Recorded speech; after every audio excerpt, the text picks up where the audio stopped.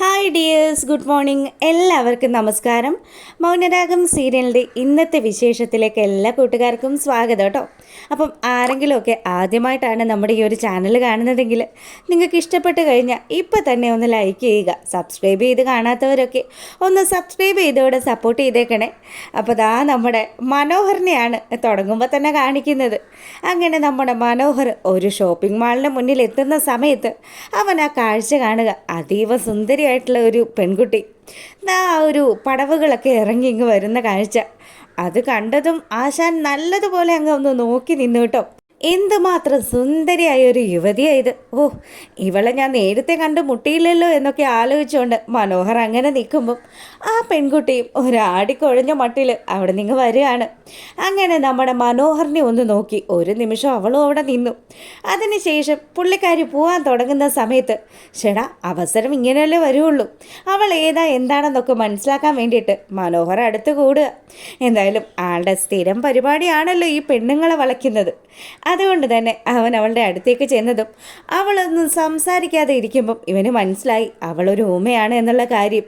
എന്തായാലും ഇത്രയും സൗന്ദര്യമുള്ള, അതും സംസാരിക്കാൻ കഴിവില്ലാത്ത ഒരു പെൺകുട്ടി, പാവം തന്നെ. എന്തായാലും ഇവളോട് സംസാരിച്ച് ഇവളുടെ ഡീറ്റെയിൽസൊക്കെ തിരക്കി വെച്ച് കഴിഞ്ഞാൽ ഭാവിയിൽ പ്രയോജനപ്പെട്ടാലോ. രണ്ടുപേരെയും കൂടി ഒരേ സമയം മാനേജ് ചെയ്യേണ്ടി വരുമോയെന്ന് ഇവൻ ആലോചിച്ചുകൊണ്ട് നിൽക്കുക. അങ്ങനെ ആ കുട്ടി നമ്മുടെ മനോഹറിൻ്റെ കയ്യിൽ അവളുടെ കാർഡ് നൽകിയതിന് ശേഷം അവൾ വിളിച്ചാൽ മതിയെന്നും പറഞ്ഞ് അവിടെ നിന്ന് പോവുക. പിന്നീട് പ്രകാശനും വിക്രവും അതുപോലെ നമ്മുടെ ബഗാസുരനും കൂടി നടത്തുന്ന ചെറിയൊരു ഗൂഢാലോചന കാണിക്കുക. അവർ സംസാരിക്കുന്ന കാര്യങ്ങളൊക്കെ നമ്മുടെ വിക്രത്തിന് തീരെയും പിടിക്കുന്നില്ല.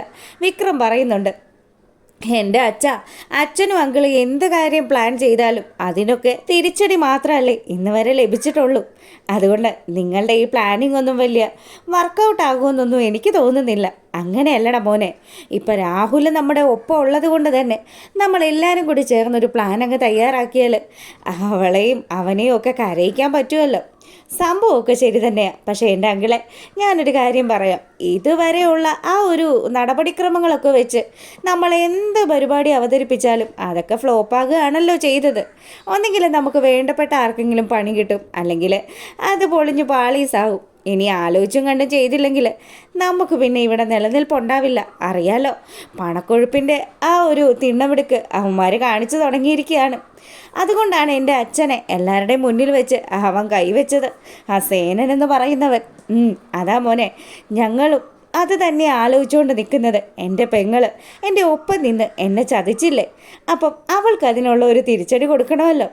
അവൾ കരയണം. അവളുടെ മുന്നിൽ അവളുടെ മക്കൾ മരിച്ചു കിടക്കുന്ന കാഴ്ച കാണുമ്പം അവളുടെ കണ്ണ് നിറയുമല്ലോ.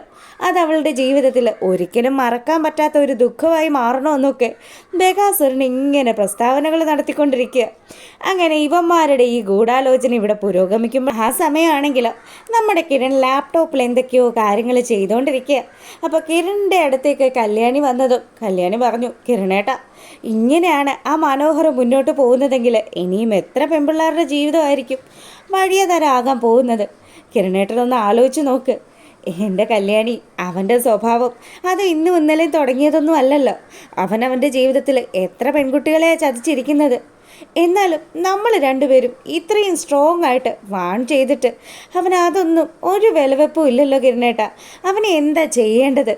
എൻ്റെ മോളെ, അവൻ വിളിക്കുമ്പോൾ പോകാനായിട്ടും അവനോട് കൊഞ്ചിക്കൊഴഞ്ഞ് നിൽക്കാനായിട്ടും ഈ പെൺപിള്ളേർ കൂടി തയ്യാറാവുന്ന കൊണ്ടാണല്ലോ ഈ വിഷയങ്ങളൊക്കെ ഉണ്ടാവുന്നത്.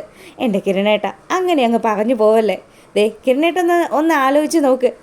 എത്ര പ്രശ്നങ്ങളൊക്കെ ഉണ്ടെങ്കിലും എല്ലാ പെൺപിള്ളേരും ഇവൻ്റെ സ്വഭാവം മനസ്സിലാക്കിയൊന്നും അല്ലല്ലോ ചെല്ലുന്നത്. ജുബാനയും അതുപോലെ ഡോണയും ഇപ്പോൾ നിഷയും ഒക്കെ അവൻ്റെ ചതി മനസ്സിലാക്കി. അതുപോലെ തന്നെയാണ് ആ നിതക്കൊച്ചിനെയും കാര്യങ്ങൾ പറഞ്ഞ് ബോധ്യപ്പെടുത്തിയിരിക്കുന്നത്. എന്തായാലും അവനുള്ള തിരിച്ചടി അത് നമുക്ക് ഉടനെ തന്നെ കൊടുക്കണം. അവനെ അങ്ങ് തട്ടിക്കളഞ്ഞാലോ കല്യാണി എന്ന് കിരൺ ചോദിക്കുക. ഇത് കേട്ടതും കല്യാണിക്ക് ചെറിയൊരു ടെൻഷനൊക്കെ ഉണ്ട്. നമ്മളായിട്ട് ആരുടെയും ജീവനൊന്നും എടുക്കണ്ട. അവൻ്റെ ജീവൻ എടുക്കാൻ പോകുന്ന ഒരുത്തി അവൻ്റെ ഒപ്പം തന്നെ താമസിക്കുന്നില്ല കിരണേട്ട. അവൾ സത്യങ്ങളൊക്കെ മനസ്സിലാക്കുന്ന ദിവസം അവൾ തന്നെ അവൻ്റെ കാര്യത്തിൽ ഒരു തീർപ്പുണ്ടാക്കിക്കോളും. അതുവരെ കാത്തിരിക്കാമെന്നൊക്കെ പറഞ്ഞ് ഇവർ സംസാരിച്ചുകൊണ്ട് നിൽക്കുക. അങ്ങനെ ഇവിടെ ഈ കാര്യങ്ങളൊക്കെ നടക്കുമ്പം നമ്മുടെ നിതക്കുട്ടി നേരെ പോയി കാണുക മനോഹരനെ. അവനാണെങ്കിലോ അവൻ്റെ ആ ഒരു വണ്ടിയിൽ അവിടെ വന്ന് ഇറങ്ങിയ പാടെ നമ്മുടെ നിതയെ കണ്ടതും മോള് കുറേ നേരമായോ എന്നെ വെയിറ്റ് ചെയ്ത് നിൽക്കാൻ തുടങ്ങിയിട്ടെന്ന് ചോദിക്കുക. ഇത് കേട്ടതും നിതയുടെ ആ ഒരു നിയന്ത്രണമൊക്കെ വിട്ടു കേട്ടോ. അവൾ ചോദിച്ചു, എടാ നീ എത്ര പെൺപിള്ളേരെ ഇതുപോലെ മോളേന്ന് വിളിച്ചിട്ടുണ്ട്? അങ്ങനെ അവൾ ചോദിക്കുന്നത് കേട്ടതും മനോഹർ ഒന്ന് ഞെട്ടി. എന്തോ ഇവൾ അറിഞ്ഞിട്ടുണ്ടല്ലോ. ദൈവമേ, ആരാണ് ഇവളെ ഇതൊക്കെ പറഞ്ഞു ധരിപ്പിച്ചത്? എടാ, നീ എത്ര പെൺപിള്ളേരെ കല്യാണം കഴിച്ചിട്ടുണ്ടെന്നും എത്ര പേരെ ചതിച്ചിട്ടുണ്ടെന്നും ഒക്കെ വളരെ വ്യക്തമായി മനസ്സിലാക്കിയതിന് ശേഷമാണ് ഞാൻ നിൻ്റെ മുന്നിൽ വന്ന് നിൽക്കുന്നത്. എൻ്റെ മോളെ നിന്നെ ആരോ പറഞ്ഞ് തെറ്റിദ്ധരിപ്പിച്ചതാണെന്നൊക്കെ പറഞ്ഞ് മനോഹർ ഉരുളാൻ നോക്കുന്നുണ്ടെങ്കിലും അതൊന്നും നടപ്പാകുന്നില്ല.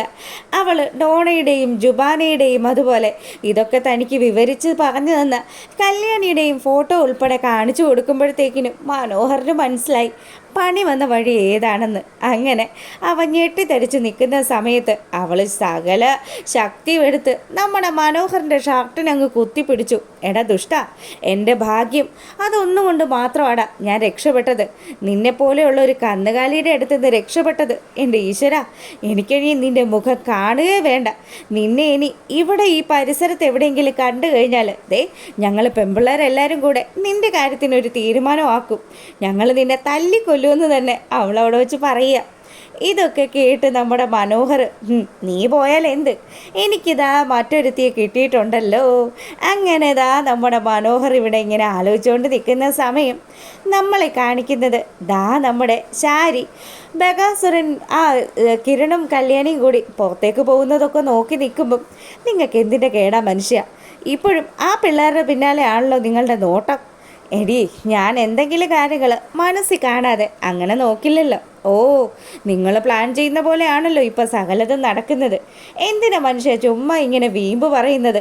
തന്നെ കൊണ്ടൊരു കോപ്പം നടക്കില്ല എന്നൊക്കെ തന്നെ ശാരി പറയുക. ഇത് കേട്ടതും നമ്മുടെ ബകാസുരന് നല്ല ദേഷ്യം വന്നു. സരയു അവിടെ നിൽക്കുന്നുണ്ട്. സരയു ആണെങ്കിലോ, കണ്ടില്ലേ, എൻ്റെ മനോഹർ ഇവിടെ നിന്ന് പോകാൻ തന്നെ കാരണം ഇങ്ങേരുടെ വട്ടാണ്. എടി, നീയും നിൻ്റെ അമ്മയൊക്കെ അതും ഇതുമൊക്കെ എടുത്തുകൊണ്ട് വന്ന് എന്നെ കാണിച്ച് ഭീഷണിപ്പെടുത്തുമ്പോഴും ഞാൻ നിൻ്റെ ശരീരം നോവിച്ചിട്ടില്ല. അതെന്താണെന്നറിയോ? നീ എൻ്റെ മകളായതുകൊണ്ട്. അല്ലായിരുന്നെങ്കിലേ വലിച്ചു കീറി അടപ്പി വെച്ചേനെ എന്ന് ബകാസുരൻ പറഞ്ഞതും നമ്മുടെ സരയു ഉൾപ്പെടെ ഒന്ന് ഞെട്ടി നിൽക്കുകയാണ്. അച്ഛൻ ഇങ്ങനെയൊന്നും തന്നോട് സംസാരിച്ചിട്ടില്ലല്ലോ. അത് ശരി തന്നെ അയാൾ പറഞ്ഞതും. ഇത്രയും കാലവും നമ്മുടെ സരയുനെ ഒന്ന് നുള്ളി നോവിച്ചിട്ട് പോലും ഇല്ല ബകാസുരൻ. അതുകൊണ്ട് തന്നെ അവൾ അങ്ങനെ നിൽക്കുമ്പം നമ്മുടെ രാഹുൽ പറഞ്ഞു, അതെ, ഇനി അധികകാലം നിൻ്റെ ഭർത്താവ് നിൻ്റെ കൂടെ ഉണ്ടാകാനുള്ള സാധ്യതയൊന്നുമില്ല. എല്ലാത്തിനെയും കൊന്നിട്ട് ഞാൻ ജയിലിൽ പോവും. എൻ്റെ അച്ഛനാണെന്നുള്ള കാര്യമൊക്കെ ഞാനങ്ങ് മറക്കും. എനിക്കെൻ്റെ മനുവേട്ടനില്ലാണ്ട് ജീവിക്കാൻ പറ്റില്ല. എൻ്റെ മനുവേട്ടനെ നിങ്ങൾ എന്തെങ്കിലും ചെയ്താലുണ്ടല്ലോ, നിങ്ങളെ ഞാൻ കൊന്നു കളയുമെന്ന് തന്നെ സരയു തിരിച്ചു പറയുകയാണ്.